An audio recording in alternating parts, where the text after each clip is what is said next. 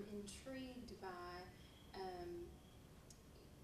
your idea of kind of what the new leaders, what are some qualities and characteristics of deal with these new leaders and what we need and all that kind of stuff?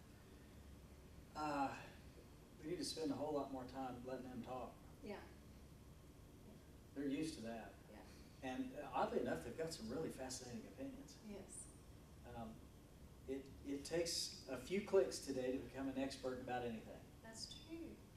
So the days of having to go to a place and sit in front of a sage and be educated, they're about cooked. Yeah.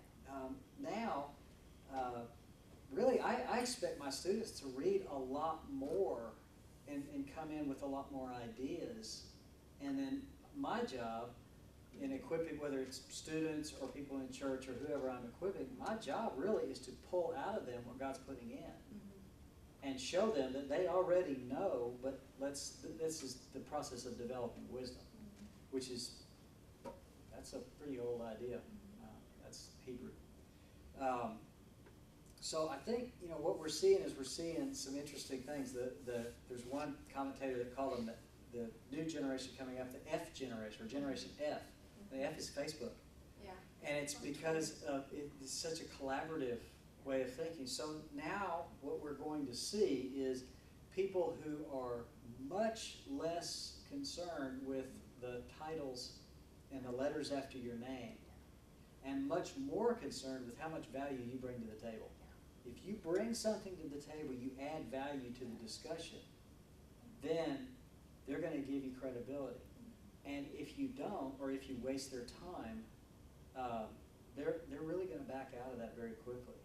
I pray, Lord, please let the days of the empty suit meetings die, where we just all need to get together. And so we're there in our suit, and we have no reason to be there.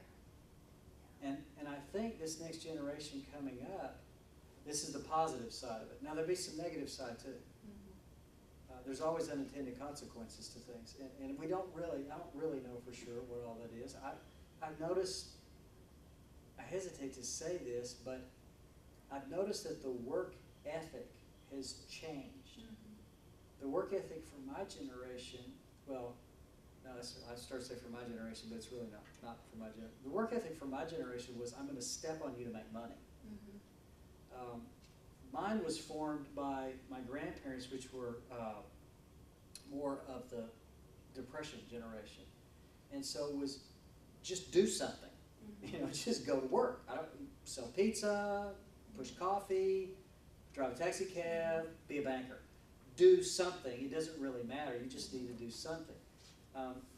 The generation coming up is much, much more concerned with do something of meaning, of value that fits who you are. Mm-hmm. Now, that can spiral out into a lot of, I need to find myself, which is a very 60s idea.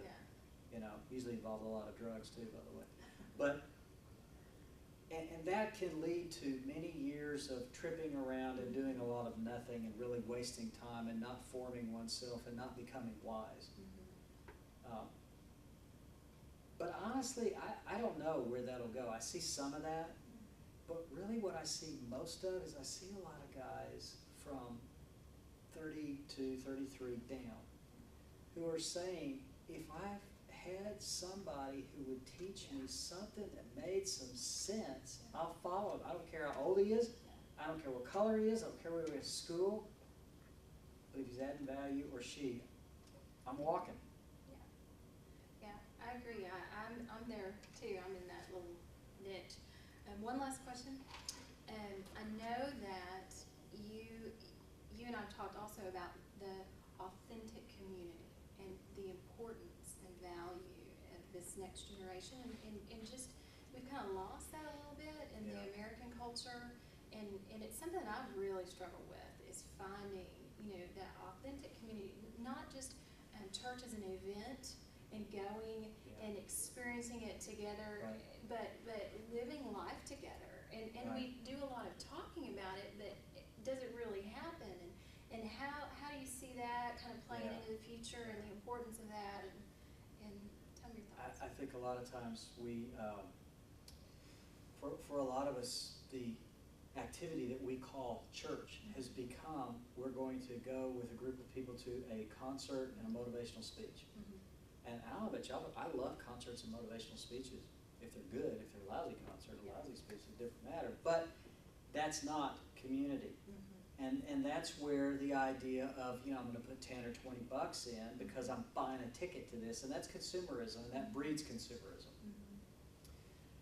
The small groups are where disciples are made.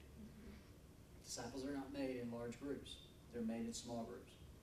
And what we will see is a continuing emphasis on small groups in healthy churches. Healthy churches will have very strong, healthy small group communities, and those will be, Lord willing, multi-generational. So if you and Janet and me, we're all in the same small group, and your car breaks down, we're going to come help you because we are connected in that way. We are like family. If somebody gets sick, we're going to help them. If somebody loses their job, certainly we're going to be in serious, specifically praying for that. But we're also going to help them find a job, and if they need help with food or transportation or what have you, we're going to have to help that way too.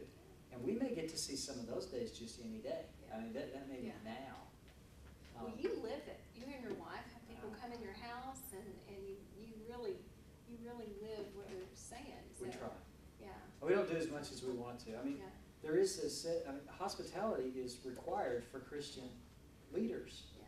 It's not optional. So it's not like, oh, well, I must be hospitable. It's, well, no, you are hospitable, and then we give you status as a leader.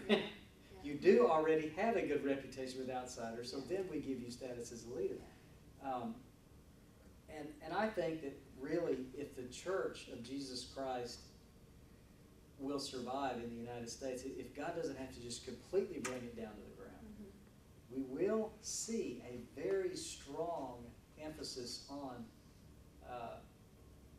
this communal aspect of really deeply loving and caring for one another. And if that doesn't happen, then when my generation all gets old and starts absorbing all of the money out of the system and there's no moral fabric, then we will start seeing wholesale genocide of old people. Well, I on hope that scares lovely note, everybody.